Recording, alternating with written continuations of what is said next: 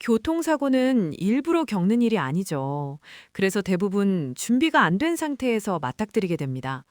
특히 어르신들은 큰 사고가 아니면 괜히 일을 키우는 것 같아서 빨리 끝내고 집에 가고 싶다는 마음이 먼저 들기도 합니다. 저도 현장에서 수없이 봤습니다. 별거 아니니까 그냥 가자고 하시는 분들, 보험사 직원이 친절하게 말하니까 다 좋다고 하시는 분들, 나중에 아파도 그때는 괜찮다고 했으니 어쩔 수 없다며 포기하시는 분들 말이죠.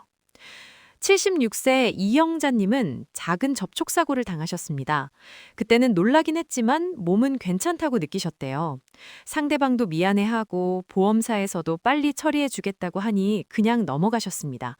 그런데 사흘 뒤부터 목이 아프기 시작했고 병원에 갔더니 경추염좌라는 진단을 받으셨습니다. 그때 가서 보험사에 연락했더니 사고 당일 괜찮다고 했던 기록이 남아있어서 치료비 처리가 복잡해졌습니다. 또 다른 분은 70세 서용수님인데요. 사고 나자마자 보험사에서 전화가 왔습니다. 어디 다친 데 없으세요? 불편한 데 없으세요? 하고 물어보길래 그때는 정말 괜찮은 것 같아서 괜찮다고 답하셨대요. 그런데 그 통화 내용이 녹음돼 있었고 나중에 허리 통증으로 병원에 갔을 때 보상 범위가 줄어들었습니다. 이런 일들이 결코 남의 일이 아닙니다. 저는 20년 넘게 도로교통 안전 전문가로 일해왔고요. 그동안 수많은 어르신들을 만나면서 확인한 건 사고 자체보다 그 직후의 선택이 더 길게 영향을 준다는 점입니다. 몸은 그때는 괜찮은 것 같다가 하루 이틀 지나서 아프기 시작하기도 하고 그때 했던 말이나 눌렀던 동의 하나가 나중에 기록으로 남아서 불리하게 작용하기도 합니다. 사고는 순간이지만 그 뒤의 결과는 몇 달, 길게는 몇 년을 따라옵니다. 혹시 교통사고가 나면 제일 먼저 뭐부터 해야 하는지 떠오르시나요? 사진부터 찍어야 할까요? 보험사부터 불러야 할까요? 아니면 상대랑 이야기를 해야 할까요? 그리고 보험사에서 서명해달라거나 링크를 보내오면 그건 정말 꼭 해야 하는 걸까요? 사고 직후에 어디가 아프냐고 물으면 솔직하게 다 말해야 하는 걸까요? 이 질문들, 막상 사고가 나면 머릿속이 하얘져서 하나도 떠오르지 않습니다. 그래서 오늘은 사고가 났을 때 어르신들이 가장 헷갈려하는 순간들을 질문 하나하나 짚어가며 절대 손해보지 않는 방향으로 차분히 정리해드리려고 합니다. 오늘 이 영상을 끝까지 보시면 이 모든 상황 속에서도 당황하지 않고 여러분의 권리를 지키며 지혜롭게 대응하실 수 있습니다. 저는 매일 아침 일어나서 최신 사고 사례들을 분석하고 법규 변화를 확인하고 어르신들이 실제로 겪는 어려움을 연구하며 정말 필요한 정보만 추려서 이렇게 영상을 만들고 있습니다. 20년간 현장에서 쌓아온 제 경험과 지식을 시니어 여러분께 나누는 일이 제게는 큰 보람입니다. 혹시 아직 구독과 좋아요를 누르지 않으셨다면 지금 바로 눌러주세요. 여러분의 구독과 좋아요 하나하나가 제가 더 깊이 연구하고 더 알찬 영상을 만드는 데 정말 큰 힘이 됩니다. 밤늦게까지 사례를 정리하고 자료를 검토할 때 여러분의 응원이 있기에 지치지 않고 계속할 수 있습니다. 이런 중요한 정보를 더 많은 시니어분들이 알 수 있도록 구독과 좋아요로 함께 해주시면 정말 감사하겠습니다. 혹시 사고 나면 늘 마음이 먼저 덜컥 내려앉으시나요? 오늘 영상을 끝까지 보시면 사고 앞에서 당황하지 않는 명확한 기준이 생기실 겁니다. 그럼 이제 사고가 났을 때 꼭 짚고 넘어가야 할 핵심을 하나씩 살펴보겠습니다. 교통사고가 나면 가장 먼저 해야 할 일이 뭘까요? 많은 분들이 누구 잘못인지부터 따지려고 합니다. 상대방한테 화부터 내시는 분도 계시고 어떤 분은 내 잘못인 것 같아서 계속 사과부터 하십니다. 하지만 사고 직후 가장 먼저 해야 할 건 따지는 게 아니라 안전을 확보하는 겁니다. 차 안에 그대로 있으면 위험한 상황이라면 일단 안전한 곳으로 이동하셔야 합니다. 차에서 내릴 수 있으면 인도나 갓길로 피하시고 만약 몸을 움직이기 어렵다면 무리해서 움직이지 마시고 바로 119에 신고하셔야 합니다. 도로교통공단 자료를 보면 2차 사고의 상당수가 1차 사고 후 제대로 대피하지 못해서 발생한다고 합니다. 사고의 잘잘못은 그 다음 문제입니다. 일단 몸을 안전한 곳으로 옮기는 게 최우선입니다. 특히 고속도로나 차량 통행이 많은 곳에서 사고가 났다면 더욱 빨리 대피하셔야 합니다. 안전 확보가 끝난 뒤에 차근차근 다음 단계를 밟으시면 됩니다. 여러분은 사고가 나면 먼저 어떤 행동이 떠오르시나요? 안전을 확보하셨다면 그 다음은 사진 촬영입니다. 많은 분들이 접촉한 부분만 클로즈업해서 찍으십니다. 긁힌 자국, 찌그러진 부분만 자세히 남기시는데요. 물론 그것도 필요하지만 그것만으로는 부족합니다. 전체 차량이 보이게 조금 떨어진 거리에서도 찍어두셔야 합니다. 차량 번호판이 보이게, 주변 도로 상황이 보이게, 신호등이나 표지판이 있다면 그것도 함께 담으셔야 나중에 사고 상황을 설명할 때 도움이 됩니다. 교통안전공단 사고 분석 보고서를 보면 현장 사진이 충분하지 않아서 과실비율 다툼이 길어지는 경우가 많다고 합니다. 사진은 기억을 대신해주는 증거입니다. 시간이 지나면 기억은 흐려지지만 사진은 그대로 남습니다. 요즘은 스마트폰으로 쉽게 찍을 수 있으니 여러 각도에서 넉넉하게 남겨두시는 게 좋습니다. 블랙박스 영상도 있으면 바로 저장해 두시고 상대방 차량 블랙박스도 있는지 확인하시는 게 좋습니다. 혹시 주변에 목격자가 있다면 연락처를 받아두시는 것도 나중에 큰 도움이 됩니다. 사진을 찍으셨다면 이제 신고를 하셔야 합니다. 작은 사고라도 경찰 신고는 해두시는 게 안전합니다. 나중에 상대방이 말을 바꾸거나 합의를 번복하는 경우도 있기 때문입니다. 경찰이 출동하면 사고 경위를 정리한 사고 사실 확인원을 발급받을 수 있습니다. 이 서류는 나중에 보험 처리할 때 꼭 필요한 공식 기록이 됩니다. 신고를 안 하고 개인적으로 합의하려다가 나중에 문제가 생기는 경우가 정말 많습니다. 경찰 조사를 받을 때도 주의할 점이 있습니다. 본인이 기억하는 대로 사실만 말씀하시되 추측이나 단정적인 표현은 피하시는 게 좋습니다. 잘 기억이 안 나면 모르겠다고 솔직히 말씀하시는 게 나중에 말이 바뀌는 것보다 낫습니다. 경찰 조서는 법적 기록으로 남기 때문에 신중하게 진술하셔야 합니다. 조서 작성이 끝나면 서명하기 전에 내용을 꼼꼼히 확인하시고 잘못 기재된 부분이 있으면 바로 정정을 요청하셔야 합니다. 이제 보험사와의 대화 단계입니다. 사고가 나면 보험사에서 빠르게 연락이 옵니다. 친절하게 상황을 물어보고 어디 다친 데는 없냐고 묻습니다. 이때 많은 분들이 실수를 하십니다.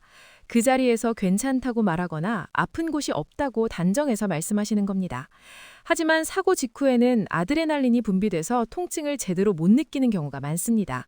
특히 어르신들은 증상이 며칠 뒤에 나타나는 경우가 흔합니다. 보험개발원 통계를 보면 교통사고 부상자의 약 40%가 사고 당일이 아니라 2일에서 7일 사이에 증상을 호소한다고 합니다. 목이나 허리 같은 부위는 특히 시간이 지나면서 통증이 나타납니다. 그런데 사고 직후 통화에서 괜찮다고 했던 기록이 남아있으면 나중에 치료비 청구할 때 불리해질 수 있습니다. 그래서 보험사와 통화할 때는 말을 최소한으로 하시는 게 가장 안전합니다. 어디가 아프냐고 물어보면 지금은 정확히 모르겠으니 병원에서 확인해 보겠다고만 말씀하시면 됩니다. 괜찮은 것 같다는 표현도 피하시는 게 좋습니다. 나중에 그 말이 괜찮다고 했다는 기록으로 남을 수 있으니까요. 보험세 직원이 아무리 친절해도 그분들은 회사 업무를 수행하는 사람입니다. 여러분 편이 아니라 회사 이익을 위해 일하는 사람이라는 걸 명심하셔야 합니다. 친절함과 신뢰는 다른 문제입니다.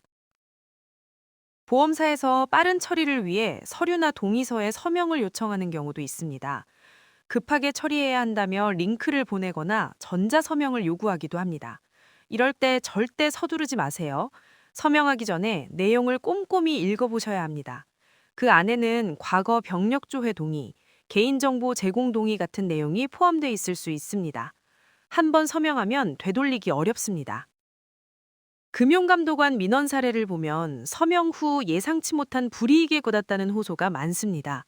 과거 병력 때문에 보상이 줄어들거나 기존 질환과 관련이 있다며 치료비를 거부당하는 경우도 있습니다. 서명이나 동의는 천천히 확인하고 이해가 안 되는 부분이 있으면 가족이나 전문가에게 먼저 상담받으시는 게 안전합니다. 급할수록 돌아가는 게 결국 빠른 길입니다. 보험사에서 아무리 재촉해도 충분히 검토할 시간을 가지셔야 합니다. 병원 진료도 신중하게 받으셔야 합니다. 사고 후 48시간 이내에 병원에 가시는 게 좋습니다. 시간이 너무 지나면 사고와 부상의 인과관계를 입증하기 어려워집니다. 병원에서는 아픈 곳을 빠짐없이 말씀하시되 과장하지는 마세요. 진단서에는 객관적인 증상만 기록되도록 하시고 진단서를 받으실 때는 꼭 복사본을 여러 장 준비해 두시는 게 좋습니다. 나중에 보험 청구할 때 여러 번 필요할 수 있습니다. 한국소비자원 자료를 보면 교통사고 환자 중 상당수가 초기 진단을 소홀히 해서 나중에 추가 치료를 받을 때 어려움을 겪는다고 합니다. 처음 병원 갔을 때 증상을 제대로 전달하지 못하면 진단서에 누락될 수 있고 나중에 그 부위 치료비를 인정받기 어려워집니다. 그래서 첫 진료가 정말 중요합니다. 지금은 괜찮은 것 같아도 목, 허리, 어깨 같은 부위는 의사에게 꼭 확인해달라고 말씀하시는 게 좋습니다. 마지막으로 합의 문제입니다. 사고 후 상대방이나 보험사에서 빨리 합의하자고 제안하는 경우가 있습니다. 치료비 얼마 드릴 테니 합의서에 도장만 찍어달라는 식입니다. 이럴 때 절대 서두르지 마세요. 합의는 치료가 완전히 끝나고 후유증 여부를 확인한 뒤에 하는 게 원칙입니다. 성급하게 합의하면 나중에 추가 치료가 필요해도 비용을 받을 수 없습니다. 법률구조공단 상담 사례를 보면 조기 합의 후 후회하는 경우가 정말 많습니다. 합의금을 받고 합의서에 서명했는데 몇 달 뒤 통증이 재발해서 병원에 갔더니 추가 치료가 필요하다는 진단을 받았지만 이미 합의가 끝나서 어떻게 할 수 없었다는 이야기들입니다. 합의는 신중하게 충분한 시간을 두고 결정하셔야 합니다. 상대방이 재촉해도 흔들리지 마시고 내 몸 상태를 최우선으로 생각하셔야 합니다. 이런 과정들을 하나하나 제대로 밟아가면 사고 후에도 억울한 일을 당하지 않을 수 있습니다. 그런데 실제로는 어르신들이 특히 조심해야 할 행동들이 따로 있습니다. 다음에서는 많은 분들이 실수하기 쉬운 부분들을 구체적으로 짚어보겠습니다. 앞에서 기본적인 대응 방법을 말씀드렸는데요. 이제는 어르신들이 특히 조심하셔야 할 부분들을 하나씩 살펴보겠습니다. 첫 번째는 서명이나 동의 요청입니다. 앞에서도 잠깐 언급했지만 이 부분이 정말 중요해서 다시 한번 강조드립니다. 보험사에서 사고 처리를 위해 필요하다며 여러 가지 서류에 서명을 요청합니다. 개인정보 제공 동의서, 병력조회 동의서, 합의서 등 이름도 비슷비슷해서 헷갈립니다. 문제는 이런 서류 안에 어떤 내용이 들어있는지 정확히 모르고 서명하는 경우가 많다는 겁니다. 특히 전자서명은 링크만 클릭하면 되니까 더 쉽게 동의하게 됩니다. 하지만 그 안에는 과거 병력을 확인할 수 있는 권한, 개인정보를 제3자에게 제공하는 권한 같은 내용이 포함되어 있을 수 있습니다. 한 번 동의하면 보험사는 여러분의 과거 진료 기록을 모두 열람할 수 있습니다. 건강보험 심사평가원 자료를 보면 개인정보 제공 동의 후 과거 병력 때문에 보상이 줄어든 사례가 상당히 많습니다. 예를 들어 10년 전에 허리 치료를 받은 기록이 있으면 이번 사고로 인한 허리 부상이 아니라 기존 질환이 악화된 것이라며 보상을 거부하거나 줄이는 경우가 있습니다. 본인은 까맣게 잊고 있던 오래된 진료 기록이 불리하게 작용하는 겁니다. 그래서 서명이나 동의를 요청받으면 일단 멈추고 천천히 읽어보셔야 합니다. 글자가 작거나 내용이 어렵다면 가족에게 보여주시거나 소비자원, 법률구조공단 같은 곳에 상담을 요청하시는 게 좋습니다. 보험사에서 빨리 해야 한다고 재촉해도 절대 서두르지 마세요. 급할수록 천천히 확인하는 게 내 권리를 지키는 길입니다. 서명은 언제든 할 수 있지만 한 번 하고 나면 취소하기는 정말 어렵습니다. 두 번째는 소문이나 주변 이야기를 따라 움직이지 말라는 겁니다. 사고가 나면 주변에서 이런저런 조언을 많이 해주십니다. 여기 병원 가면 잘 나온다더라, 저기 가면 합의금 많이 받는다더라, 빨리 합의하는 게 편하다더라 하는 말들입니다. 선의로 해주시는 말씀이긴 하지만 이런 이야기를 그대로 따라하면 나중에 후회하는 경우가 많습니다. 특히 과잉 진료를 유도하는 곳은 조심하셔야 합니다. 교통사고 환자를 전문으로 받는다며 필요 이상의 치료를 권하거나 합의금을 많이 받을 수 있다며 진단서를 부풀려 주겠다는 곳도 있습니다. 이런 곳에 가면 단기적으로는 치료비를 많이 받을 수 있을 것 같지만 장기적으로는 보험 사기로 문제가 될 수 있습니다. 과잉 진료가 적발되면 치료비 전액을 토해내야 할 수도 있고 형사 처벌을 받을 수도 있습니다. 보험사기 방지협회 통계를 보면 교통사고 관련 보험사기 적발 건수가 매년 증가하고 있습니다. 본인은 병원이 시키는 대로 했을 뿐인데 나중에 공범으로 몰려서 큰 곤란을 겪는 경우도 있습니다. 그래서 소문 따라 움직이지 마시고 정식 병원에서 정직하게 치료받으시는 게 가장 안전합니다. 편한 선택보다 안전한 선택이 중요합니다. 당장은 손해보는 것 같아도 정직하게 가는 게 결국 내 건강과 권리를 지키는 길입니다. 세 번째는 몸 상태를 시간을 두고 살펴보라는 겁니다. 앞에서도 말씀드렸지만 어르신들은 사고 직후보다 며칠 뒤에 증상이 나타나는 경우가 많습니다. 젊은 사람들은 바로 통증을 느끼지만 나이가 들면 신체 반응이 느려져서 2일, 3일 지나서 아프기 시작합니다. 특히 목, 허리, 어깨 같은 부위는 시간이 지나면서 통증이 심해집니다. 대한정형의학회 자료를 보면 60대 이상 교통사고 환자의 경우 사고 후 3일에서 7일 사이에 증상을 호소하는 비율이 젊은 층보다 훨씬 높다고 합니다. 그래서 사고 직후에 괜찮다고 느껴도 최소 일주일은 몸 상태를 주의 깊게 살피셔야 합니다. 아침에 일어날 때 목이 뻣뻣한지, 허리를 숙일 때 불편한지, 어깨를 돌릴 때 통증이 있는지 매일 체크해 보세요. 조금이라도 이상하다 싶으면 바로 병원에 가서 진료를 받으셔야 합니다. 나중에 가면 사고와의 인과관계를 증명하기 어려워질 수 있습니다. 그래서 서둘러 합의하는 것보다 몸 상태를 확인할 시간을 충분히 갖는 게 훨씬 중요합니다. 보험사에서 빨리 마무리하자고 재촉해도 내 몸이 우선입니다. 몸은 거짓말을 하지 않습니다. 조금이라도 불편하면 참지 마시고 전문가의 진료를 받으세요. 네 번째는 블랙박스 영상 관리입니다. 요즘은 대부분 차량에 블랙박스가 있습니다. 이 영상이 사고 상황을 가장 객관적으로 보여주는 증거입니다. 그런데 블랙박스 영상은 시간이 지나면 덮어 씌워질 수 있습니다. 용량이 꽉 차면 오래된 영상부터 자동으로 삭제되는 방식이기 때문입니다. 그래서 사고가 나면 바로 영상을 따로 저장해 두셔야 합니다. 블랙박스 메모리 카드를 빼서 컴퓨터에 저장하거나 스마트폰으로 옮겨두시는 게 안전합니다. 상대방 차량 블랙박스도 있다면 경찰을 통해 확보하시는 게 좋습니다. 나중에 과실비율 다툼이 생겼을 때 블랙박스 영상이 결정적인 역할을 합니다. 영상이 없으면 말로만 설명해야 하는데 그러면 양쪽 주장이 엇갈려서 합의가 길어집니다. 교통사고 분석 시스템 자료를 보면 블랙박스 영상이 있는 경우 과실비율 결정이 평균 2주 이내에 끝나지만 영상이 없으면 2개월 이상 걸리는 경우가 많다고 합니다. 빠른 해결을 원하신다면 증거 확보가 정말 중요합니다. 블랙박스 영상은 여러분을 지켜주는 가장 확실한 무기입니다. 다섯 번째는 목격자 확보입니다. 사고 현장에 목격자가 있다면 연락처를 꼭 받아주세요. 나중에 과실비율 다툼이 생겼거나 상대방이 말을 바꿀 때 목격자 진술이 큰 도움이 됩니다. 목격자는 제3자이기 때문에 객관적인 증거로 인정받을 수 있습니다. 사고 직후에는 여러 사람이 모여 있지만 시간이 지나면 다들 흩어집니다. 그때 가서 찾으려면 정말 어렵습니다. 가능하면 목격자의 이름과 연락처를 메모해 두시고 혹시 그분이 괜찮다면 간단하게라도 본 내용을 녹음이나 문자로 남겨달라고 부탁하시는 것도 좋습니다. 나중에 법적 다툼이 생겼을 때 목격자 진술서를 받아서 제출할 수 있습니다. 증거는 많을수록 유리합니다.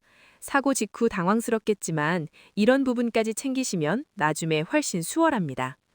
여섯 번째는 통화 녹음입니다.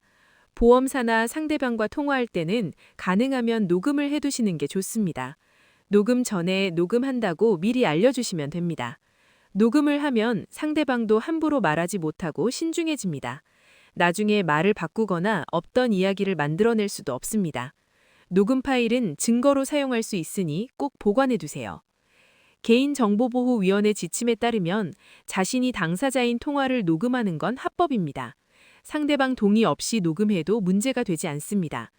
다만 녹음 사실을 미리 알려주는 게 예의이고 상대방도 더 조심해서 말하게 되니 서로에게 도움이 됩니다.